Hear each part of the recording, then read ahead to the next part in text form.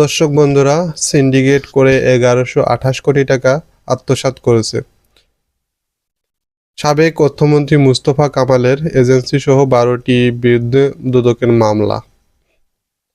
এরকম একটা হেডলাইন দিয়ে এনটিভি একটি প্রতিবেদন করেছে সাবেক অর্থমন্ত্রী মুস্তফা কামালকে নিয়ে। তো আমরা দেখি এনটিভি কি প্রকাশ করেছে এবং কি লিখেছে। তো চলুন।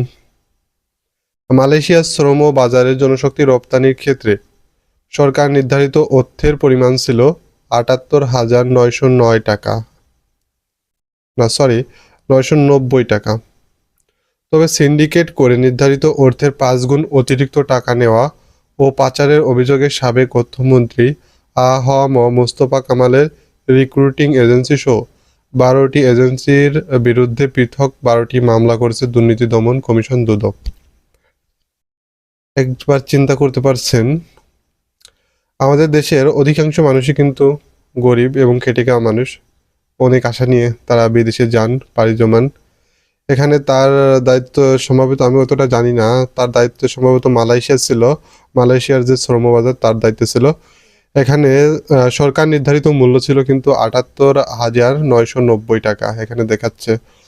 এবং সে করতো কি, তার যে এজেন্সিগুলো ছিল সেখানে তার এজেন্সির মাধ্যমে ৫ গুণ বেশি অর্থ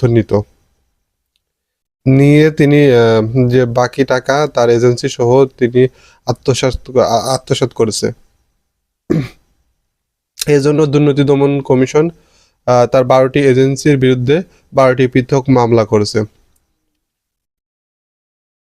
তালিকায় মুস্তফা কামালের মেয়ে নাফিসা কামাল, সাবেক সংসদ সদস্য নিজামুদ্দিন আজারি, লেফটেন্যান্ট জেনারেল অবসরপ্রাপ্ত মাসুদ উদ্দিন চৌধুরী এবং সাবেক সংসদ সদস্য বেনজির আহমেদের এজেন্সিও রয়েছে। মঙ্গলবার 11 মার্চ দুপুরে দুদক কার্যালয় থেকে এক সংবাদ সম্মেলনে বিষয়টি নিশ্চিত করেছেন সংস্থাটির মহাপরিচালক মোহাম্মদ আক্তার হোসেন। তিনি জানান, সরকার নির্ধারিত টাকার চেয়ে ৫ গুণ বেশি টাকা নেওয়ার অভিযোগ রয়েছে এই এজেন্সিগুলোর বিরুদ্ধে। তারা ৬৭,০০০ শ্রমিকের কাছ থেকে ১,১২৮,২১,২,০০,০০০ টাকা আত্মসাৎ করেছে বলেও প্রাথমিকভাবে তথ্য পেয়েছে দুদক। প্রাথমিকভাবে তারা তথ্য পেয়েছে যে ৬৭,০০০ শ্রমিকের কাছ থেকে ১১২৮,২১,০০,০০০ টাকা আত্মসাৎ করেছে এজেন্সিগুলো।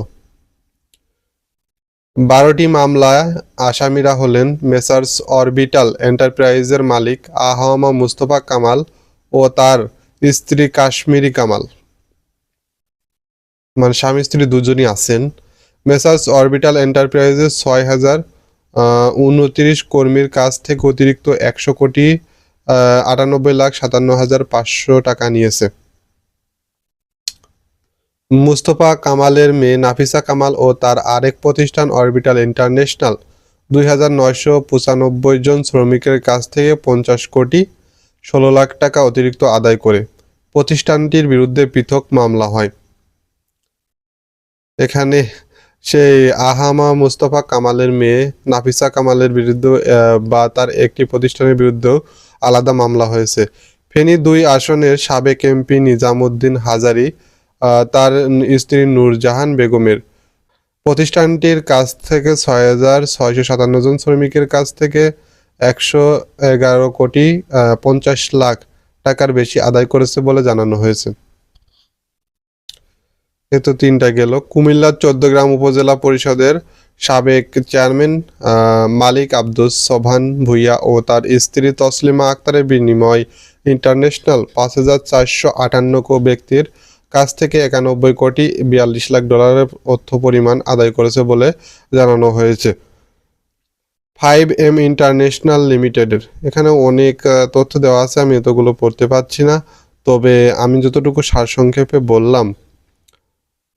তো এখানে 12টি এজেন্সির নাম লেখা আছে এবং তথ্য আছে কার থেকে কতজনের কাছ থেকে কত টাকা নেওয়া হয়েছে সেগুলো উল্লেখ করা হয়েছে।